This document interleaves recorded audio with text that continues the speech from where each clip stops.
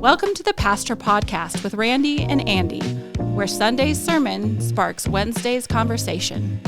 Each week, they sit down to dive deeper, reflect thoughtfully, and wrestle with the themes of this week's message. Their goal is to explore faith more fully, ask the hard questions, and invite you into a dialogue that goes beyond the pulpit. Welcome into the podcast, everyone. I'm Pastor Randy Moore. And I'm Pastor Andy Payton.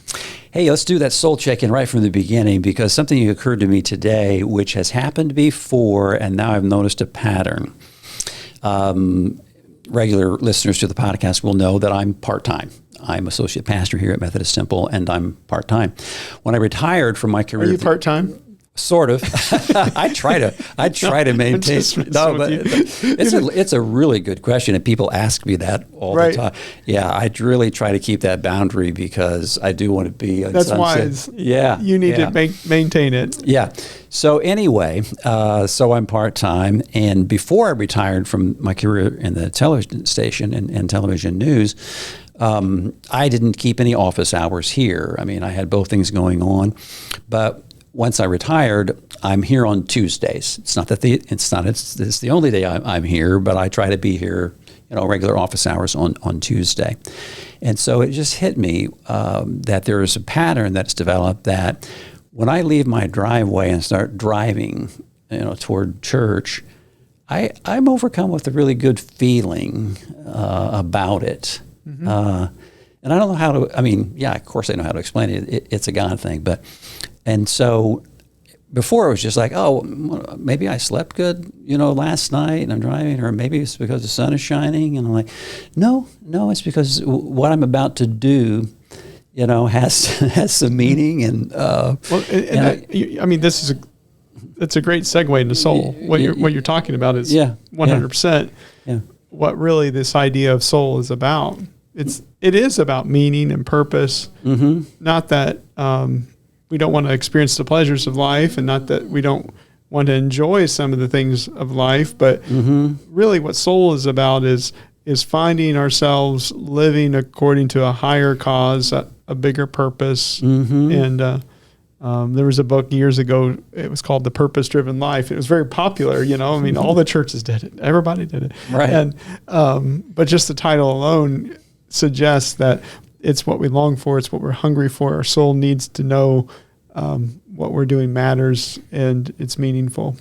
And something that you've been hitting hard lately, and possibly always, is noticing. Like, that's what I'm trying to say about what happened to me this morning and what happens to me on almost every Tuesday morning. Like, I would probably be quick to write something like that off as it's because I got a good night's sleep, or I had time to get that second cup of coffee, or, just go through the list of physical things that would have said, well, that's why you're feeling good. But no. Notice what you've been saying is stop and notice God. Mm-hmm. Absolutely. Yeah. And you sound like a good Wesleyan right now. Yeah. I mean, we have this idea of the experiential part of our faith where we can notice. Wesley, he had this doctrine he called assurance, and there's been different things that has been said about what he meant by that doctrine. But I think what Wesley was kind of hinting at was we can see how God is changing our lives. Mm-hmm. We can notice it. Yeah. And what you're talking about is I'm noticing now when I'm living my life in a certain way, moving with the flow of what we would say is God's presence, God's love, it makes a meaningful difference, an observable difference in our lives. It does. And it's not to say that, it's all good all the time at church. I mean, sometimes I hesitate to use the word fake it to make it, fake it until you make it, but sometimes we don't feel so good, and there is a bit of performance that's involved in it because it's expected of us. But by and large, getting in the stream, getting in the flow, and really believing there is a stream and there is a flow. Yeah. Right? Yeah.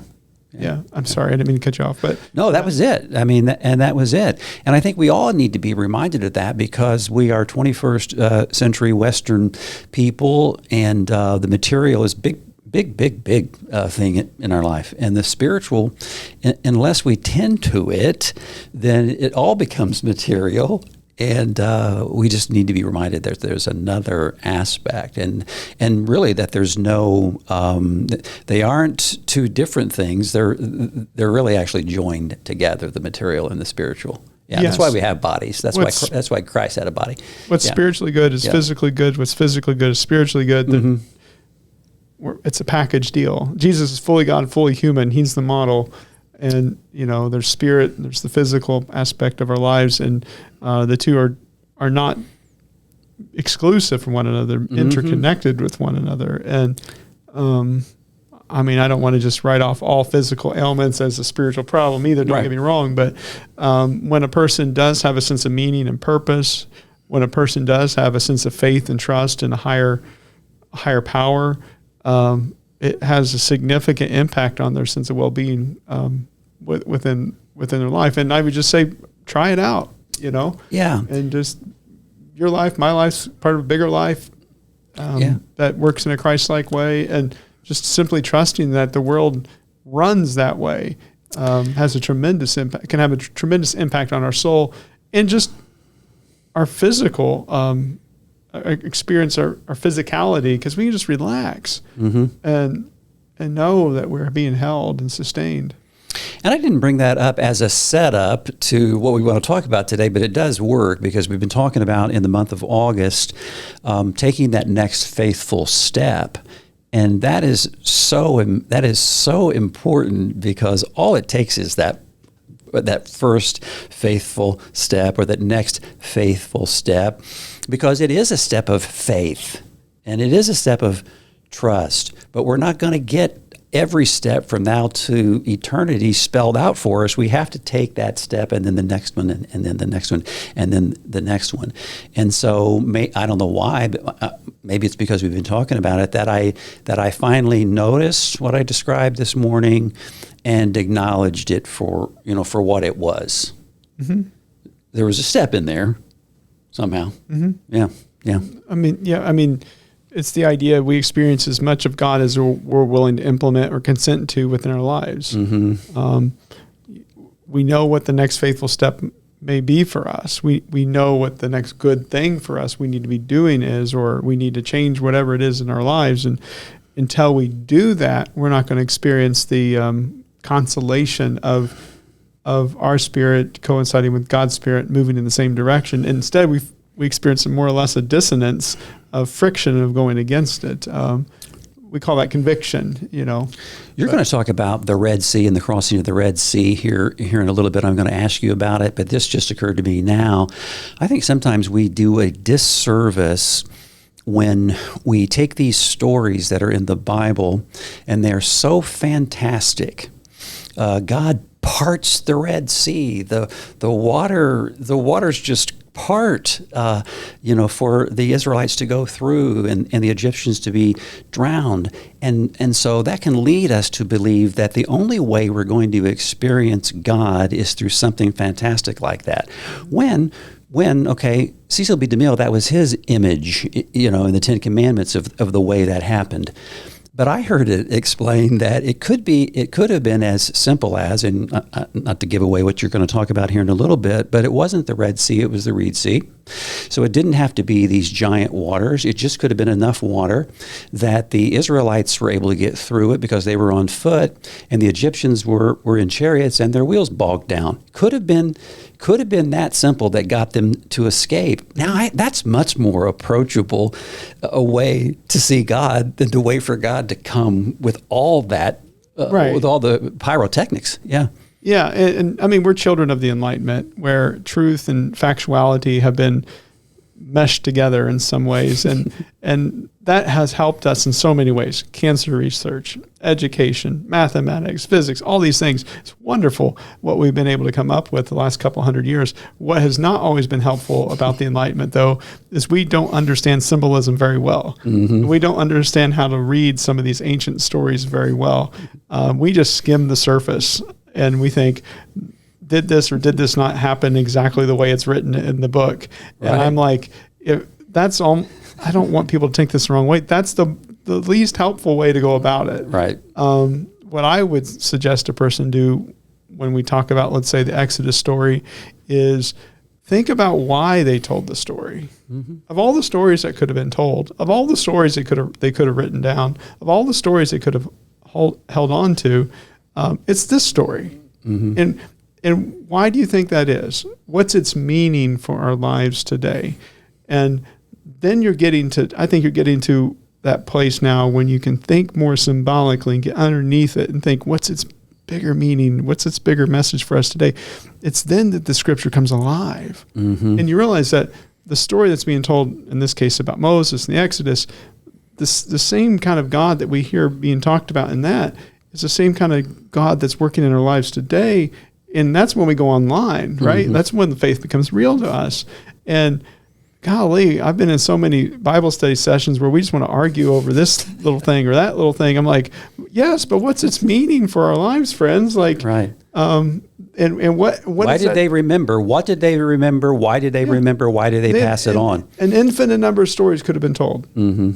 They told this story. Mm-hmm. Mm-hmm. And it continues to find relevance even to this day. Mm-hmm. I mean, even look at the movie that was really popular this summer was the Odyssey. Mm-hmm. That's an old story. Yeah. Why do we tell that story? Mm-hmm. Well, it's not just because it's old. It's because it makes sense out of the patterns of life and human behavior, and it gives meaning, and it's so deep, and we miss it. And the modern mind misses those kinds of things, and to their own detriment, by the way. Yeah, I think so too. You know? Yeah. And so there was a quote, I've probably used it before in the podcast, but someone asked a pastor or priest, and they said, what do you think about the Bible? And the priest says, the Bible's true, and some of it really did happen.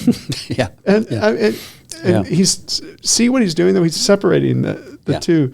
You know, not saying that the historical aspects of it and finding that did this actually happen this way. Not saying that those kinds of conversations aren't important, but they're not the conversation. The conversation is, I cannot necessarily prove if this or that actually happened. I can't prove it, but I can think about what's its meaning for my life.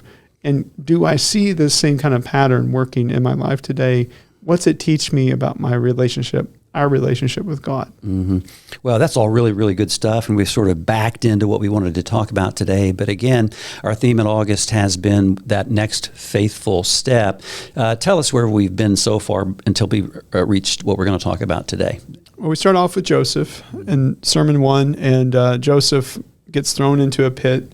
I use the pit symbolically as a necessary ending for Joseph's life. And at some point, we all get thrown into a pit where our dreams come crashing down. The next faithful step when that happens is to trust the pit is not the end. Mm-hmm. That was the first installment. Second installment of the sermon, rather than just focus on Joseph, we focus more on Joseph's brothers who they were forgiven by Joseph, but then they didn't believe it. Mm-hmm. And that's something that happens to a lot of us. In some ways, all of us, where our brains can tell us one thing, but our hearts, they tell us something else. And a big part of our spiritual formation is coming to terms with what we call the shadow in Christian spirituality, which is those unchecked emotions and desires that kind of hover under the surface of our consciousness that influence our behavior much more than what we want to admit, but they're there. And so we talked about facing our shadow, and the next faithful step when it comes to that is there are times where we need to challenge our scripts. And what gives us the basis to challenge our scripts, those little voices that we all have going on within us, is our faith in God. So God becomes the basis of, well, that's love, that's loving, that's not loving, that seems to be the right voice, the voice of grace and mercy. This is not those kinds of things. And that's why faith becomes so important. People talk a lot about knowing yourself these days. But what Christian spirituality says is you really don't know yourself until you know yourself in relationship to God. You got to know yourself, sure. So you have to understand your shadow, those desires, those pesky emotions that we all experience. But we know those in relationship to God. And so that's why Christ becomes so important, so massively helpful for us, because he clears it up and gives us a basis when we should listen and not listen to the shadow. And then this last week we were in the story of Moses. And I think sometimes the next faithful step is to remember even if God's not being mentioned, God's still at work. Mm-hmm. God's hidden in plain sight. Mm-hmm. And that's one of the things I loved about the lesson for this week is, of course, Moses, there's a whole story told about his birth and then what happens and how the Pharaoh's daughter gets a hold of him and then he grows up in Egypt and all this. But God's never mentioned. Mm-hmm. If you look at the lesson we read, nothing. Not thus saith the Lord, not the God said, none of that. But yet God's there. And I think sometimes it's important to realize that, even if we don't realize it, even if we're not aware of it, even if someone's not even using that language of God, God's still working. Mm-hmm. And that's not a heretical idea. I think that's classical Christian teaching. And we suffer, as I said in my sermon, Randy, we suffer from a God that's far too small. Mm-hmm. We want to put our God into our little club and our little nation, our little tribe, our little denomination, religion, whatever it is. We want to put guardrails around our God. God is at least as big as the universe, right? Mm-hmm. I mean, if God's the sustainer and the creator of the universe, then God's at least as big as the universe, which means God does not fit in my box. Mm-hmm. No way. Doesn't happen. Can't. It's It's a ridiculous statement, even to try to do that. But yet tribalism is alive and well.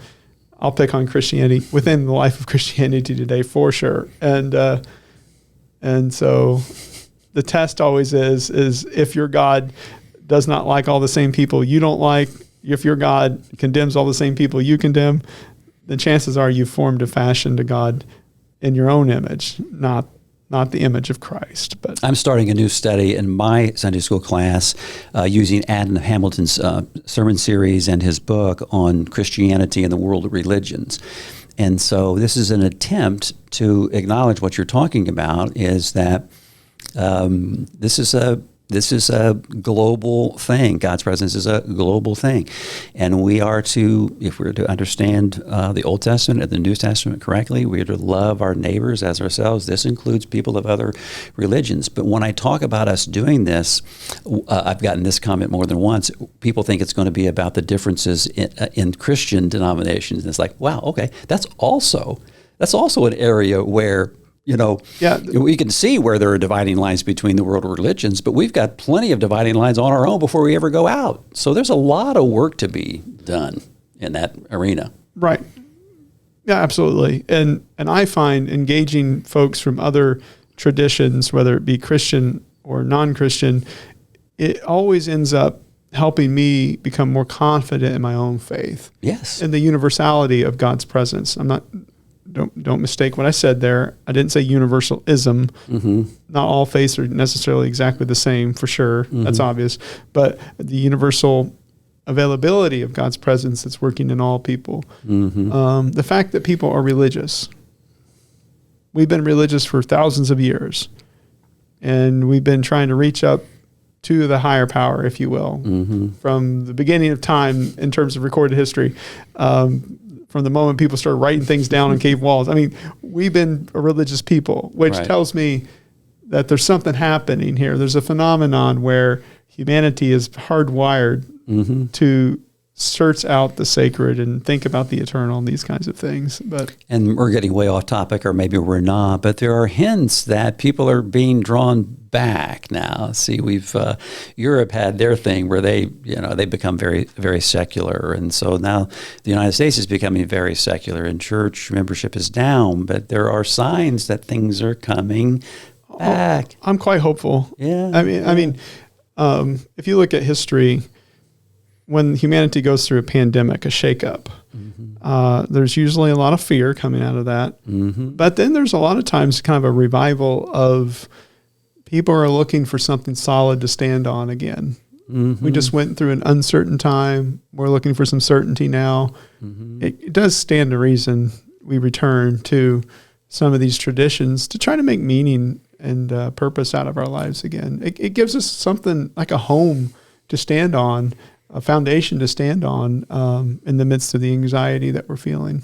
There's been, for the last many years, this idea of deconstruction, and that's totally understandable. I've done some of my own deconstruction, but then I think what we're talking about now is reconstruction, reconstruction into something, well, I was going to say better, but not better, but I don't just want to deconstruct and be deconstructed. I want to build something back up in its place. And maybe there's some of that. Maybe people, stepped away too quickly. They had good reasons to, possibly, but yeah, no, I know exactly what you're saying. Yeah. I mean, I found that there's a richness when you go through this process of deconstructing. Maybe a better way to think about it is to think about some of these doctrines and ideas in a deeper way. Mm-hmm. I grew up in a way where when I came to faith, I was just scratching the surface of these things. Mm-hmm. And I thought the point of my faith was just to kind of bring everyone else in my tribe and make everyone else think the way I do. Mm-hmm. And really what happens when you begin to go through this kind of what you're calling deconstruction process is you begin to look underneath it Mm-hmm. and to see the universal lessons that seem to be conveyed in these doctrines and ideas Mm-hmm. of our faith tradition. I was just over at University of Evansville today, and they're beginning their school year. So we have a prologue service and a convocation, and it's a ceremonial beginning of the school year. And you can just see the kids' eye rolls and like, oh my gosh. So we started at the chapel though. It's mandatory. It's a mandatory. Yeah. It's like the one time it's mandatory for the freshmen or anyone to go to the chapel, Right. and they go, and basically we stand up there and we talk about traditions. Mm-hmm. And the thing I always end up saying is like traditions are like maps. Mm-hmm. They give us direction. Here's a map for how we can live our lives, live them well. It's not the only map, but it's one that really works well. Mm-hmm. And here you go. And religious tradition, in our case, Methodist tradition, is a wonderful map for how to live our lives with meaning and purpose and according to a bigger presence, a higher power. Yeah, and because we sort of backed into the discussion that we wanted to have today, we've covered a lot of the points, and so already. But I want to come back to your opening story because you talked about someone who came to you to interview you from one of the local nonprofits, and you can name the person in the nonprofit if you'd like. But I thought this was very good because you were asked the question, what is it that keeps you going as a pastor? Because some pastors are just on the verge of quitting, and others are still they're still able to find hope, and you had an interesting answer as to what keeps you. Well, it's something I've thought about a lot. I mean, and I've wrestled with because I'll just say, Jessica Welcher is her name, and she's the director of Community One in our neighborhood. And I would encourage you, if you listen to the podcast, to check out. Just go to Community One website. It's a wonderful organization. They do wonderful work. Proud that they are one of our missional partners. But she talked about how some pastors are ready to throw in the towel. They're like one emergency away from just quitting, and other people are just all hopeful. And then where was I at was the question. And truth is, a little both. Yeah. Pastoring's not easy.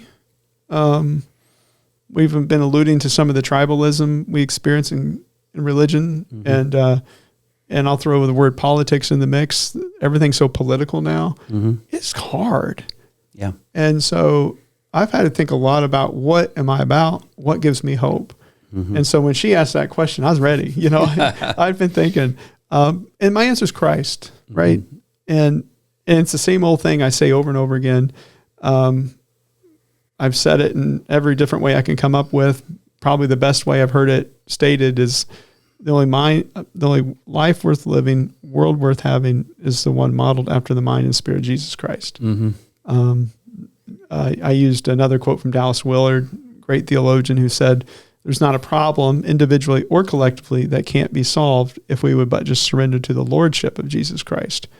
And then I throw in, even if Christ is not named, when we choose to follow the way of Christ, that's the way that life is meant to work. Mm-hmm. And that gives me hope. Mm-hmm. Whenever I see things that are not Christ-like happening in the world, I'm reminded that's not who God is. That's not what's eternal. That's not what will last.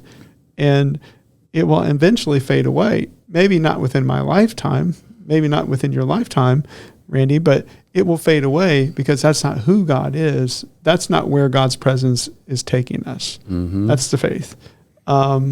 And I mean, I went down the path of typical Andy fashion where I geeked out on a old idea, but a relevant one. We call it divine simplicity. And what divine simplicity says is you can't divide God up into parts.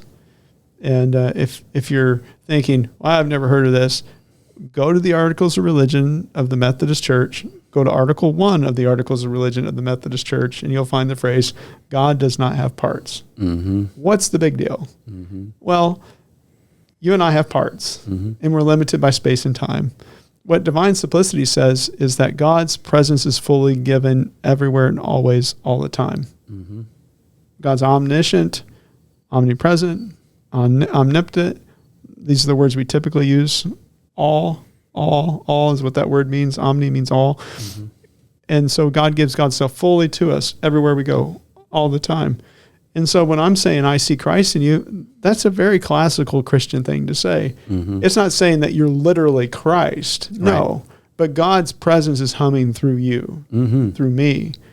That's what gives me hope. And we just suffer from an understanding of God that's far too small. And people who are committed to the tribal understanding of the faith get really upset. And I'm like, why would you want God to be limited to your tribe? Why? Like, I surely wouldn't want a God that is just as big as my understanding of things. My word, that's not the sort of God I want to bow my knee down to. And yet it's very pervasive in a lot of pockets of American Christianity today, for sure. Good stuff.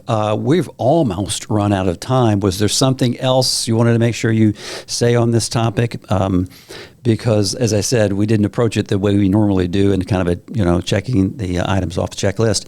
But what else? What else? I can check my notes because if I was going to just give to what we talked about, it would be, okay, God's given God's self fully to you and me. The next faithful step then becomes, where am I holding back? And the way you could think about it is like, where am I holding back in terms of love? Where am I holding back in terms of giving myself fully, in terms of the good of the world, the good of others? And there's always areas of growth, and just allow God to put God's finger on whatever area it is where it's time for this to transform and change. That becomes the next faithful step. And it's always happening. We're finite. God's infinite. There's always room for growth. So don't beat yourself up. If you have that area in your life, good news is we all do. And God's still working. The fact that you see it, God's still working. So that's what I would say. Okay, very good. Well, I'm going to be preaching this Sunday, and I get the opportunity to preach about the time that God finally steps on the stage in Exodus. You talked about the fact that up until this point, God is operating in the background. Well, in chapter 3 of Exodus, this is the call of Moses, and there's Moses, and he notices that there's this fire, this bush is on fire, and the fire is not consuming the bush, and it's in that experience that God comes down. Yahweh comes down and calls Moses. And this is another one of those stories, I think, where the storytelling catches our attention and we can become overcome by the spectacle of it, because this just doesn't happen. Bushes that catch fire, burn up. But it's just back to the original point we were making, this is just another way of saying that there are special moments when we see more clearly than we did before. And so it's only Tuesday, so I've just really been looking at that, at that story, and the final message hasn't really been given to me yet, but I love it. I mean, I love so rich. Yeah. That call of Moses, so rich. Yeah. All right. Very good. Always good to sit down with you, Pastor Andy, and to catch up. We're going to maybe start a secondary podcast where we call it Hot Mic, and we'll just let the cameras and the mics keep rolling, and then you all can pick up on the things that we say after we say goodbye. So watch what I say. Well, so I mean, I just lay that out there, but it might not be something that we could pull off. But it occurs to me that. Sorry, but sometimes there's a lot of good stuff that happens before and after if we don't have somewhere else to be in a hurry. Yeah. I love that today was kind of like a hot mic type of podcast where we Yeah. just talked. And Right. Yeah. I found it was fun. So Yeah. Good. I hope it was fun for you. I hope you learned something, and we hope it's something that you can apply to your life. We certainly pray for that. Thanks for watching. Thanks for listening. Have a great week. We'll see you next time. Thank you for listening to the Pastor Podcast with Randy and Andy. We hope you'll join us next week. We see Christ in you.